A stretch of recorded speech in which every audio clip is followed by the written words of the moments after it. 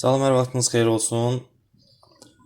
Bugün MS Excel-dən Dövlət İmtahan Mərkəzinin proqrama əlavə etdiyi yeni funksiyalarla bağlı test tapşırıqları, eyni zamanda ondan öncə də həmin o funksiyaların izahı haqqında danışacağıq.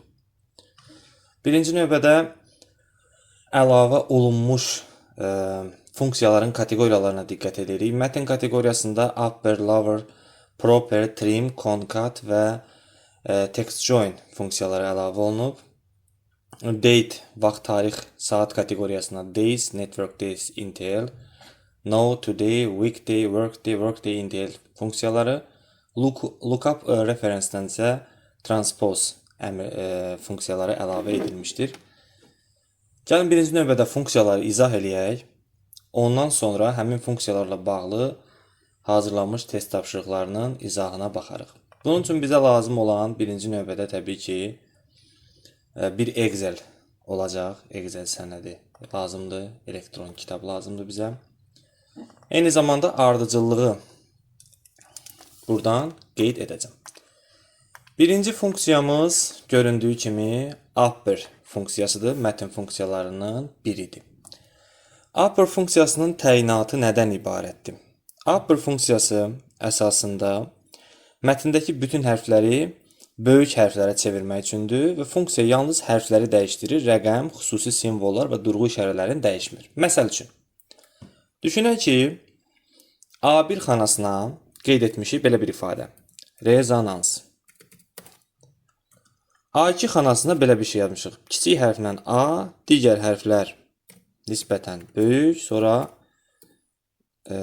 digər yeni hərflər kiçik və 2026 qeyd etdik. Bunun altındakı xanaya qeyd edirik fərid ifadəsini, məsəl üçün. Digər xanaların birinə dırnaq içərisində faiz yazırıq və digər xanalara da hər hansı bir ədəd qeyd edirik. Bu şəkildə.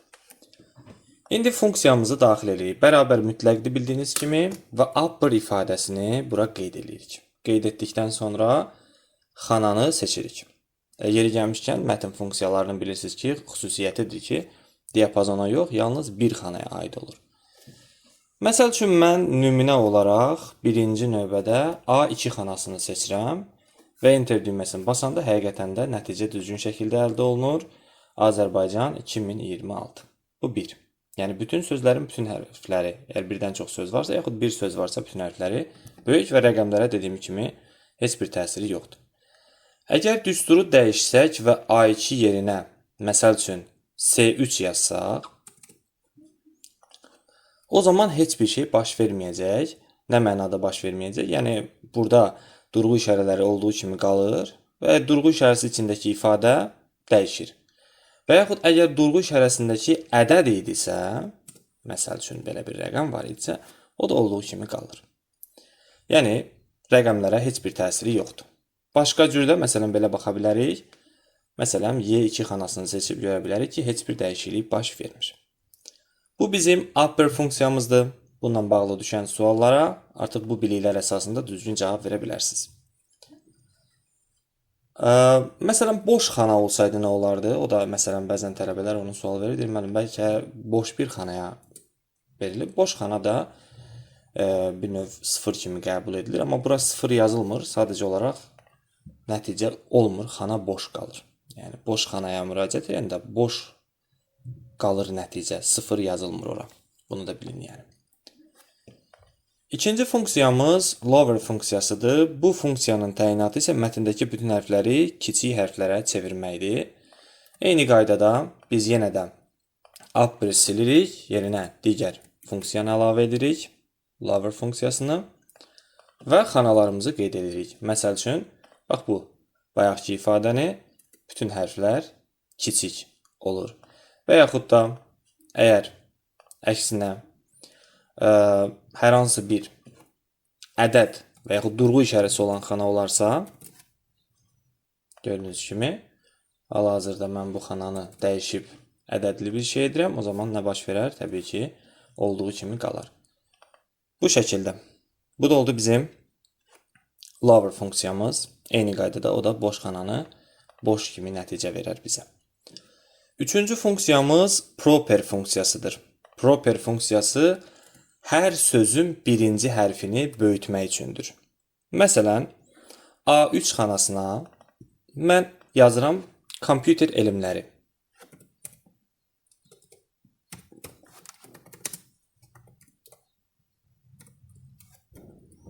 Qeyd etdim.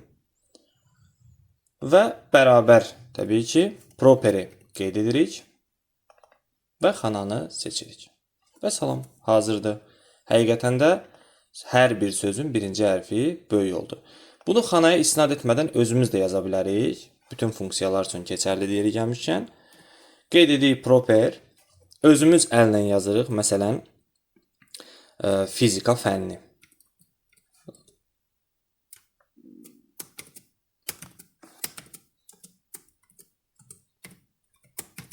Məsələn, belə bir fərqlilik. Yenə də biz uyğun nəticəni əldə edərik. Yəni, nə də burada xəta etdik biz? Dırnağı yazmadıq. Dırnaq mütləqdir. Gözümüzdən qaçdı.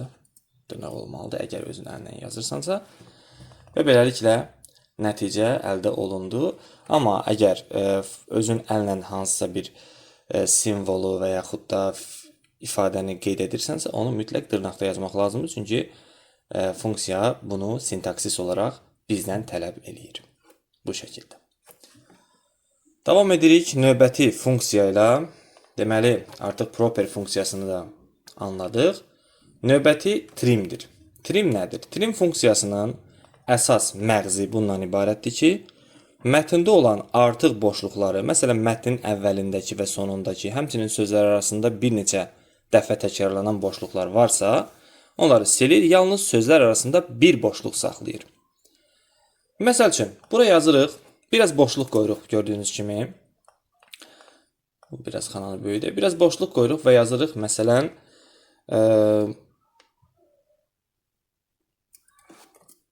Elçin, biraz da burada çoxlu boşluqlar, Vəliyev və biraz da burada boşluqlar. İndi bərabər qoyuruq və həmin trim funksiyasını daxil edirik. Daxil etdik, xananı da seçdik. Və salam, hazırdır. Həm Elçinin qabağında ora qədər olan boşluqları, lüzumsuz boşluqları, həm də Elçin Vəliyev ifadəsində ortadakı boşluqları yığışdırdı, bir boşluq saxladı, sonraki boşluq da eyni zamanda. Yəni, trim funksiyasının təyinatı budur. Burada birinci detal var. Trim yalnız adi boşluqları silir. Yəni, bu formada Excel-də öncədən yaradılmış boşluqları. Əgər mətn başqa mənbədən əlavə edilibsə, məsələn, Word-dən kopyalamısan, bəzən görürsən trim işləmir. Əgər trim işləmirsə və yaxud daxil etdiyin mətn fraqmentində çap olunmayan simvollar varsa, onu clean funksiyası ilə silmək olar. Clean də bir növ alternativ funksiyadır. Bu funksiyanın da köməkliyi ilə dediyim kimi fərqli mənbələrdən olanları etmək olar. Davam edirik növbəti funksiyamızdan. Bu concat funksiyası. Nə üçündür concat funksiyası? Concat funksiyasının təyinatı əsasən 2 və ya daha çox xanadakı mətni bir xanada birləşdirmək üçün istifadə olunur.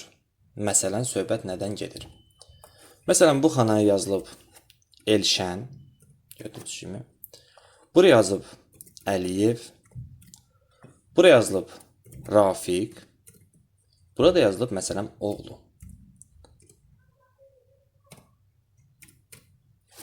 İndi biz bərabərliyi qeyd edirik ilk öncə. Ondan sonra birinci növbədə funksiyanı qeyd etmək lazımdır. Concat funksiyasının adını qeyd edirik bura. Ondan sonra onun yavaş-yavaş arqumentlərini əlavə edirik. Məsələn, A1 ayrıca olaraq nöqtəli vergüldən istifadə edirik. Bəzən, bilmirəm, özünüzün də yəqin rast gəlib, bəzən görürsən ki, adi vergüllə bölünmə olur. Bu, Amerikan regionundadır. Yəni, bəzi kompüterlərdə adi vergüllə işləyirsə, problem deyil. Adi vergüldə düzgün gəlir. Məsələn, mən də Azərbaycan regionuna uyğun olduğu üçün nöqtəli vergüldən istifadə olunur. Avropa regionunda da belədir. Sonra, araya bir boşluq əlavə etmək istəyirəm. Yəni, Elşənlə Əliyevi bir-birinə birləşdirmək istəmirəm. Burada mən dırnaq işarəsi açıram. araya bir boşluq qoyuram, təzədən yenə dırnağı bağlayıram, sonra nöqtəli vergülümü daxil edirəm. Ondan sonra digər xana Əliyev B4 qeyd etdik. Yenə nöqtəli vergülümüzü qeyd edirik. Yenə təbii ki, bir boşluğa ehtiyac ola bilər. Ondan sonra dırnağımızı açırıq. Bir boşluq əlavə edirik. Yenə dırnağı bağlayırıq. Boşluq yerinə başqa bir simvol da əlavə edə bilərsiniz. Problem yoxdur. Ondan sonra nöqtəli vergülümüzü daxil edirik. Təzədən digər Rafiq. Yenə nöqtəli vergülü daxil edirik. Ayırmaq üçün.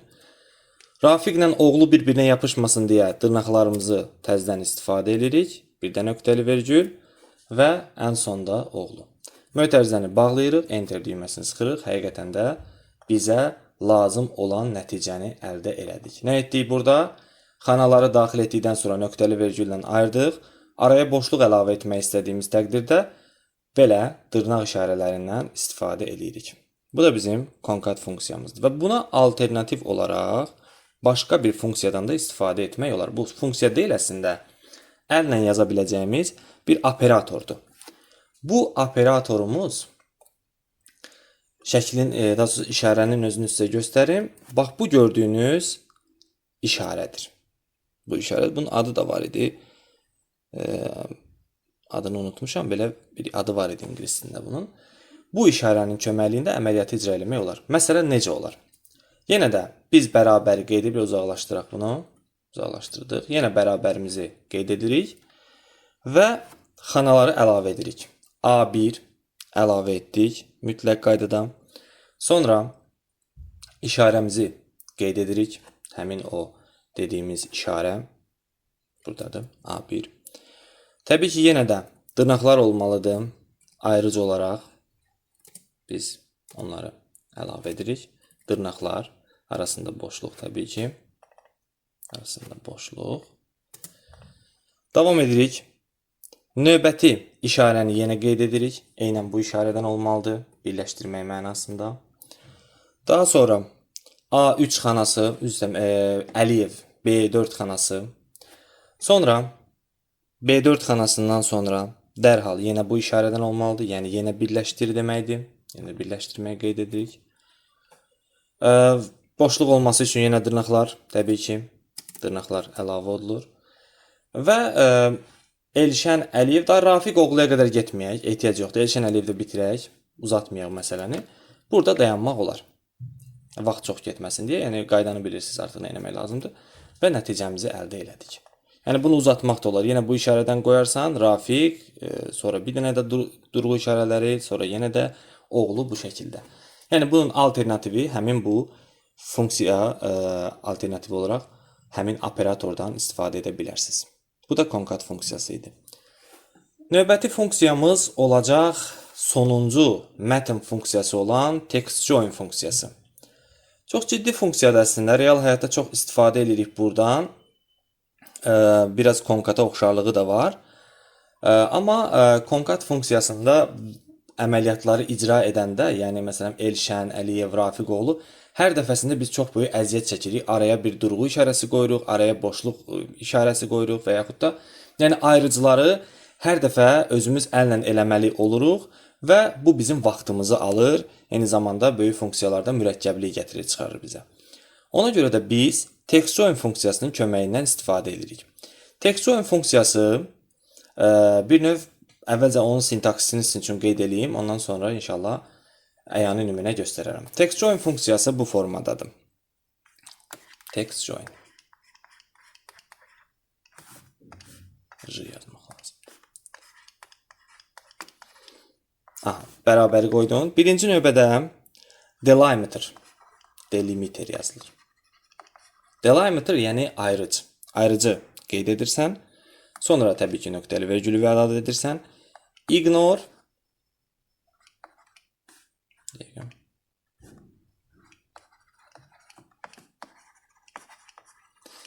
empty. Baxın, bu ikinci dəyərin yerinə ya true yazmaq olar, ya da false yazmaq olar. Belə ki, əgər bu ignore empty-nin yerinə sən true yazsan, bu o deməkdir ki, xanalar arasında boşluqlar varsa, o boşluq nəzərə alınmayacaq, ötürüləcək boşluğu. Yox, əgər false yazsan, boşluq olan xananda nəzərə alacaq. Bu anlama gəlir. Da true false-dan başqa bir şey yazmaq olmaz. Ondan sonrası da daha aydın məsələdir. Xanaları seçirsən. Text məsələn 1, nöqtəli vergül, text 2 və s. və s. Ən sonda da mötərizəni bağlayırsan və əməliyyat icra olunur. Bu işin belə deyək nəzəri tərəfi. İndi praktiki olaraq gəlin bu məsələyə bir nümunə göstərək. Məsələn, yazırıq. Bura bir riyaziyyat ifadəsi, riyaziyyat. Digər bir xanaya yazırıq informatika. Digər xanaya da yazırıq, məsələn, boş buraxırıq onu, buraya yazırıq fizika. İndi fikir verin. Bərabər qeyd edirəm. Text join yazıram, text join ifadəsi. Ondan sonra delimiter, yəni nə ilə ayıracam, onu vermək lazımdır. Təbii ki, o ayrıcı dırnaqda vermək lazımdır bu formada. Dırnağı açırıq və arasına ayrıcı qeyd edirik. Nədirsə ayrıc, onu qeyd edirik. Məsələn, mən yazıram ki, ayrıc olaraq istifadə olunsun. Məsəl üçün, düz xəttdən yaxud vergüldən. Özüm vergül seçsin buradan. Ondan sonra, bunu əlavə etdikdən sonra, nöqtəli vergülümüzlə ayırırıq ki, yəni bu bitdi. İkinci, biz demişdik, bura true yaza bilirik ya da false yaza bilirik. Əgər true yazsaq, boş xana nəzərə alınmayacaq, false yazsaq, nəzərə alınacaq. Hələ ki, true yazaq, yazırıq bura true. Yenə nöqtəli vergülümüzlə ayırırıq və davam edirik yola. Növbəti mərhələdə biz, məsələn, xanaları bir-bir də əlavə edə bilərik, belə diapazonla da əlavə edə bilərəm bu formada. Əlavə etdim, mötərizəni də bağladım. O zaman nə baş verəcək? Riyaziyyat, informatika, fizika aralarında vergüllə ayrılacaq və bu boş xana nəzərə alınmayacaq. Hansı ki, biz diapazonu verəndə bu xanada var idi orada. Əgər siz o boş xananı da nəzərə almaq istəyirsinizsə, o zaman düsturda belə bir dəyişiklik etmək məcburiyyəti var. Nədir bu məcburiyyət? Biz bu true yazdığımız yerə gərək false yazaq.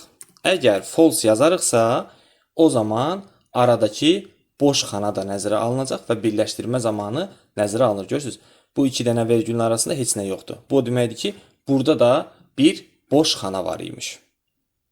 Aydın oldu. Əgər biz delimiter ayrıc olaraq heç nə istifadə eləməsək, məsələn, bu dırnaqları açsaq və yenə bağlasaq, heç boşluq da qoymasaq arasına, onda nə baş verəcək? Onda həmin sözləri bir-birinə bu formada yapışdıracaq. Aydın oldu? Bu şəkildə. Bu bizim mətn kateqoriyasına aid olan 6 funksiyamız idi. 6 funksiyamız idi. İndi isə biz növbəti date time, vaxt, tarix, saat kateqoriyasına keçid edirik. Saat kateqoriyasının birinci funksiyası sadə funksiyalardandır və bu funksiya days funksiyasıdır. Days funksiyası. Days funksiyasına belə deyək, onun belə qabağından yazım. Bir də şəkli çəkməyim. Bunun sintaksisi belədir. Days qeyd eləyirsən əvvəlcə, mötərizəni açırsan və əvvəlcə, çox önəmli məsələdir, əvvəlcə end date, yəni son tarix, nöqtəli vergül, first ya da start date. Start date'i qeyd eləyirsən. Bununla da nəticə əldə edirsən. Yəni, nə nəticə eləyirsən? İki tarix arasında neçə gün var? Məsələn, gəlin belə eləyək. Yazaq 01-09-2026. Yəni, sentyabrın 1-i 2026-cı il. Bu tarixlə 04-10-2026. Bu tarixlər arasında vaxtı istəyirsən ki, tapasan neçə gün var. O zaman bərabər days qeyd olunmalıdır mütləq şəkildə. Və təbii ki, əvvəlcə sonuncu tarixi yazmalısan, end date, sonra nöqtəli vergüllə ayırırsan və start date. Burada nəticəni əldə edirsən ki, 33 gün var. Əgər mən birinci son tarixi yox, ilk tarixi yazıb sonra son tarixi yazsam, onda nə baş verər? Məsələn, mən ilk tarixi, yəni B3-ü yazsam, ondan sonra son tarixi yazsam, tutaq ki, bu formada, o zaman nəticə alarsan, amma mənfi nəticə alarsan. Ona görə də tarixləri hesablamaq üçün böyük tarixi əvvələ, kiçik tarixi isə ondan sonraya yazmaq lazımdır. Bu da bizim oldu növbəti funksiyamız days funksiyası. Növbəti network days entail'dir. Ondan danışacağıq. Nə deməkdir network days entail? Bu funksiyanın təyinatı iki tarix arasında tam iş günlərinin sayını tapmaq üçündür. Yəni bayram və qeyri-iş günləri istisna olmaqla iki tarix verirsən, o həmin tarixlər arasında sənə neçə gün iş günüdür onu tapıb çıxardır. Məsələn, bir nümunə göstərək. İlkin tarix olaraq yazaq, məsələn 01 05 2026. 1 may 2026. Son tarix olaraq yazaq 31 05 2026. Qeyd elədik. Sonra müəyyən bayram günləri var da ay daxilində. Məsələn bizdə 9 may faşizm üzərində qələbə günüdür. Bunu bilirik. Və bir də müstəqillik günü var. 28 05 2026. İndi bununla yanaşı biz düsturu yazanda birinci detalda var, onu da sizə bildirəcəm. Əvvəlcə düsturun sintaksisini qeyd edirəm sizə. Yəni düstur hansı ardıcılıqla qeyd olunmalıdır. Sintaksis belədir. Düstur belə başlayır. Network days nöqtə entail qeyd elədim. Mötərizə açılır. Birinci start date, yəni başlanma tarixi. Nöqtəli vergül. Sonra end date. Yenə nöqtəli vergül. Sonra weekend, yəni həftə sonu. Weekend fərqli ola bilər. Nə mənada fərqli ola bilər? Bilirsiniz, həftənin son günlərinin necə təyin olduğu müəyyən rəqəmlərlə ifadə olunur. İndi burada rəqəmlər çoxdur, əsasını mən sizə deyim bilin. Əgər weekend yerinə 1 yazılıbsa, bu o deməkdir ki, həm şənbə günü iş günü deyil, həm də bazar günü iş günü deyil. Yox, əgər 11 yazılıbsa, bu o deməkdir ki, bu 6 günlük müəssisədir və yalnız bazar günü iş günü deyil. Başqa rəqəmlər də var dediyim kimi, amma düşünmürəm ki, o bir rəqəmləri bir-birimizdən soruşarlar. Məsələn, elə müəssisələr var ki, 5-ci, 6-cı günü iş günü kimi qəbul eləmirlər, bazar günü işləyirlər, bu şeylər var da. Elə müəssisə var 2-ci gündən başlayır. Amma Azərbaycan mühitində şənbə, bazar və yaxud bazarı bilmək kifayət eləyir. Weekend yerinə ya 1 yazarsan, ya 11 yazarsan. 1 yazsan şənbə, bazar iş günü deyil və yaxud da 11 yazsan yalnız bazar günü iş günü deyil. Və bir də son olaraq hansı xanalar ki göstərir qeyri-iş günlərini, onları da qeyd eləyirsən ora holiday olaraq. Holiday. Ondan sonra hesablama icra olunur. Gəlin indi bunu praktiki nümunə üzərində göstərək. Praktiki nümunəmiz artıq burada ekranda görürsünüz qeyd olunub. Biz bərabəri qeyd edirik. Əvvəlcə funksiyanı yazırıq. Network days entail qeyd etdik. Ondan sonra start date qeyd olundu. Nöqtəli vergüllə ayırdı. End date qeyd olundu. Yəni bu tarixdən bu tarix arasında nöqtəli vergül. Gəldi indi burada weekend söhbətinə. Weekend nə deməkdir? Yəni həftə sonu nə vaxt istifadə? Əgər biz bura 1 yazsaq, dediyimiz kimi şənbə, bazar iş günü deyil. Əgər 11 yazsaq, yalnız bazar günü iş günü deyil. Bunlar hamısını görürsən burada qeyd edib. 2 yazsan, bazarla birinci gün iş günü deyil və s. Məsəl üçün yazıram bura 1. Azərbaycan mühitində Saturday, Sunday. Qeyd elədim bura 1. Və bir də nöqtəli vergülümü qeyd edirəm. O bayram günləri hansılardır? Onları da bax bu formada, diapazon formasında əlavə edirəm. Və beləliklə enter düyməsini sıxmaqla ayın 1-dən 31-nə qədər sən demə şənbə, bazar günlərini və bayram günlərini çıxmaqla cəmi 20 gün iş günü imiş. 20 gün iş günü imiş. Bunları bu formada əlavə etdi, qeyd etdi bizim üçün. Bu da bizim bu funksiyamız idi. İndi növbəti funksiya ilə davam edəcəyik.